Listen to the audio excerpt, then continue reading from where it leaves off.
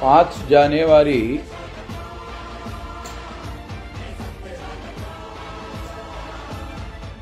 2024 ला सत्यशोधक नावाचा मराठी भाषेतील चित्रपट महाराष्ट्रातील तमाम चित्रपटगृहामध्ये प्रदर्शित झालेला आहे।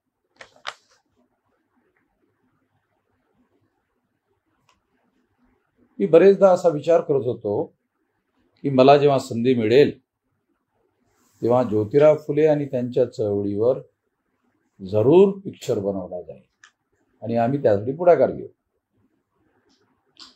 परंतु लेखक दिग्दर्शक निलेश जळमकर यांनी ह्या कामासाठी पुढाकार घेतला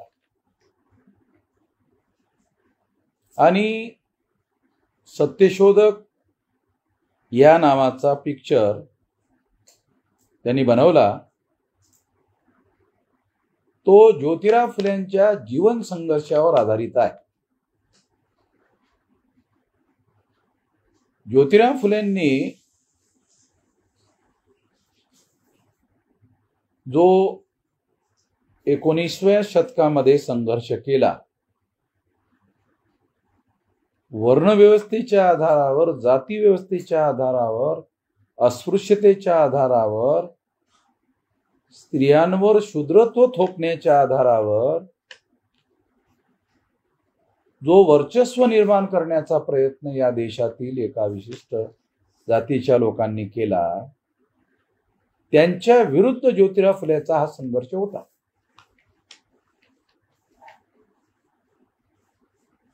महाराष्ट्रातील आजच्या तारखेला जे बहुजन समाजाचे लोक आहेत, मूळ निवासी बहुजन समाजाचे लोक आहेत, जे शिकलेले तरुण लोक आहेत,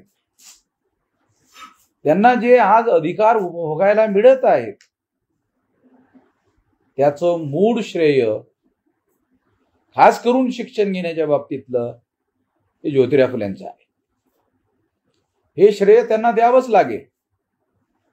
परंतु आजच्या तरुणांना त्या बाबतीमध्ये माहिती नाही। ह्या पिक्चरला जर त्या तरुण लोकांनी बघितलं तर त्यांना त्या चळवळीचा मूळ अभ्यास करण्याची, ते डॉक्युमेंट बघण्याची, जीवनचरित्र वाचण्याची, त्यांचं साहित्य वाचण्याची आवश्यकता राहणार नाही। इतका महत्वपूर्ण पिक्चर निलेश जळमकर यांनी बनवलेला आहे। त्याबद्दल मला मनापासून त्यांना धन्यवाद द्यायचे आहेत की जे काम आम्ही करायचा विचार केला होता ते काम त्यांनी अगोदरच करून टाकले। तेव्हा ह्या कामामध्ये आम्ही त्या सर्व लोकांना, याच्याशी निगडीत असणारे निर्माते सुनील शेडके व त्यांचे सहकारी, प्रवीण गायकवाड यांनी सुद्धा ह्या कामामध्ये हातभार लावल्याचं कळते। ते त्यांनी निश्चितपणे केलं असेल, मदत केली असेल।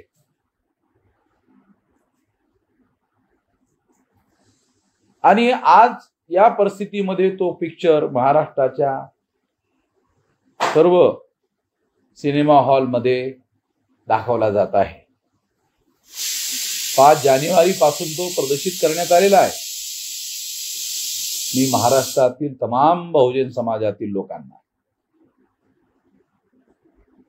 तरुणांना हा पिक्चर कुटुंबासहित जाऊन बघावा आणि तो आपल्या घरी आणून बघू नये। त्यांनी कुटुंबासहित सिनेमा हॉलमध्ये जाऊनच बघावा। म्हणजे सिनेमा बनवणाऱ्या लोकांचं एक प्रकारे आपण सहकार्य करत आहोत, मदत करत आहोत। म्हणजे भविष्यामध्ये अशा लोकांच्या माध्यमातून चांगल्या प्रकारचे पिक्चर बनवले जातील असं प्रोत्साहन सुद्धा त्या माध्यमातून लोकांना दिलं जाईल। हे काम आपण जर कुटुंबासहित जाऊन बघितलं तर निश्चितपणे होईल. तेव्हा मी मूळ निवासी बहुजन समाजाच्या लोकांना आग्रहाची विनंती करतो की हा पिक्चर ज्या पद्धतीनं बनवण्यात आलेला आहे, ज्या पद्धतीनं तो प्रदर्शित करण्यात आलेला आहे, ज्या पद्धतीनं त्याचं डायरेक्शन आहे, अत्यंत महत्त्वपूर्ण आहे. त्यामुळे मी त्या पिक्चरची प्रशंसा करतो. केवळ प्रशंसा करून न थांबता आमच्या चळवळीचे जे कार्यकर्ते आहेत त्या चळवळीच्या कार्यकर्त्यांनी ह्याचा आपापल्या भागामध्ये प्रचार करावा, मौखिक प्रचार करावा, त्यांनी आपला व्हिडिओ तयार करून प्रचार करावा आणि महाराष्ट्रातील वेगवेगळ्या सिनेमा हॉलमध्ये लोकांनी सामूहिकपणे जावं, बघावं, अशी मी त्या सर्व लोकांना विनंती करतो. त्याचबरोबर महाराष्ट्र सरकारने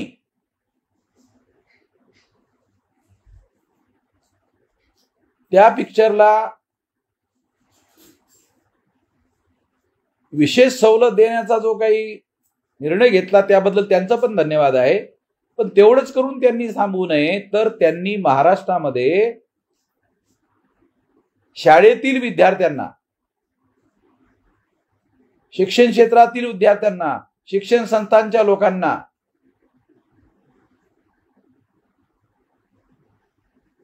निश्चितपणे प्रोत्साहन देऊन तो पिक्चर बघायला सरकारने आदेश काढावा, म्हणजे जेणेकरून मोठ्या प्रमाणामध्ये